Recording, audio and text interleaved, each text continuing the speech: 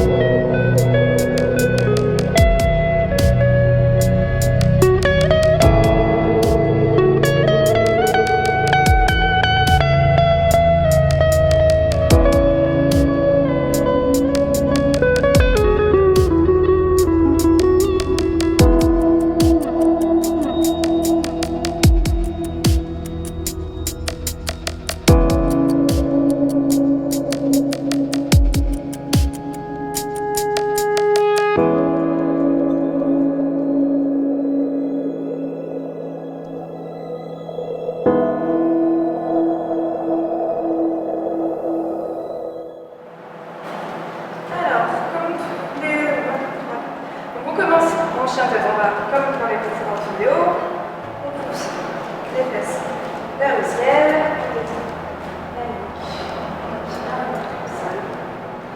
on va croiser les pieds, croiser les jambes là, et poser les fesses au sol.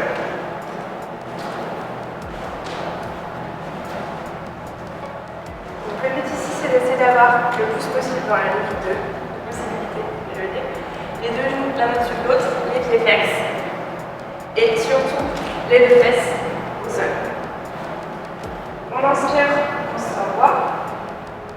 On expire, on va marcher les mains vers l'avant. Et descendre, là où on peut descendre. Toutes les possibilités sont les bonnes. Ici, vous allez bien sentir que ça tire au bout des cuisses. Un petit peu de hanche. Inspirez. Pas de bien respirer. Sur l'inspiration, on commence au droit. Et on change le croisement des jambes.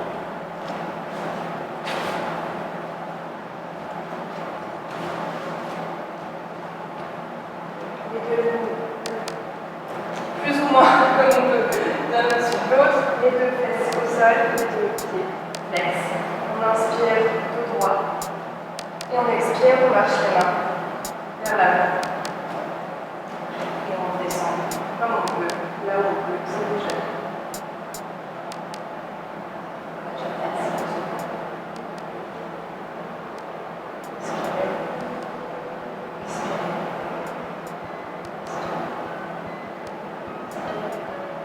Inspire, remontez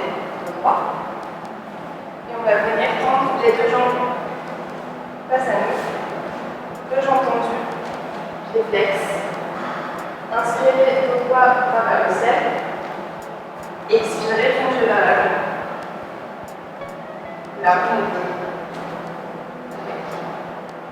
on relâche bien la nuque, ça fait aussi plutôt à la nuque.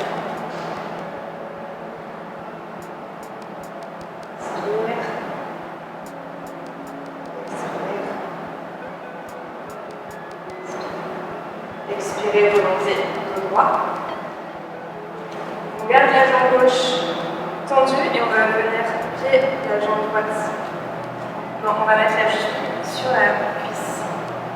Le but ici, c'est de réussir à ouvrir le genou, pour ouvrir la hanche. Inspirez dos droit et expirez, on va venir chercher la jambe tendue. Il y a des gens très souples, enfin souples, il y a des gens souples, qui ont des hanches naturellement ouvertes, avec la main là, peuvent venir accrocher les orteils de la jambe qui est pliée. Donc ça, c'est une variance. Si vous avez des hanches ouvertes et déjà souples, peut-être parce que votre constitution tout simplement peut perdre. On inspire, expirez, remontez, dos droit, deux jambes tendues, et on change de côté. Inspirez dos droit, les épaules, expirez, allez chercher la jambe.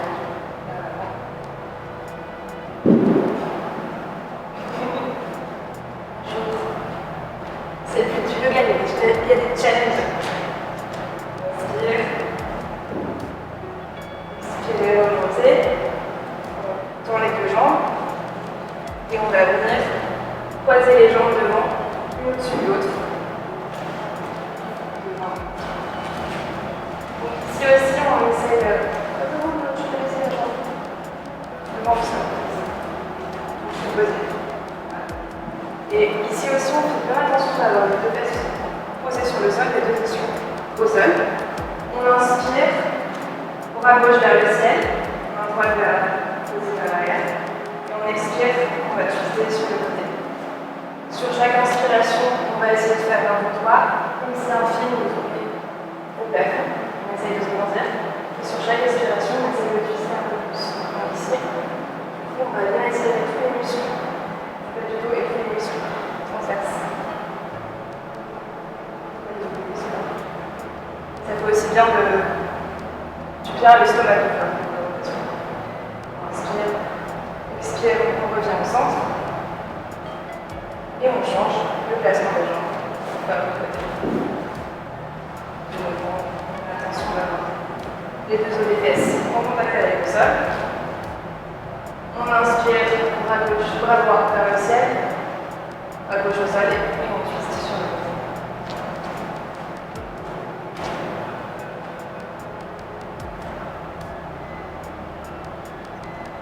Les épaules. Essayez d'aller chercher le plus loin possible. Inspirez.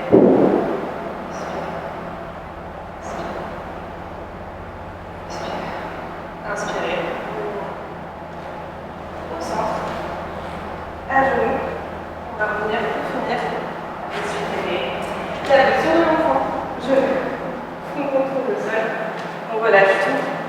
Vous pouvez le faire avec les bras vers l'avant, les bras vers l'arrière, les bras vers l'arrière. Ça permet vraiment de relâcher les épaules, de relâcher le bas du dos.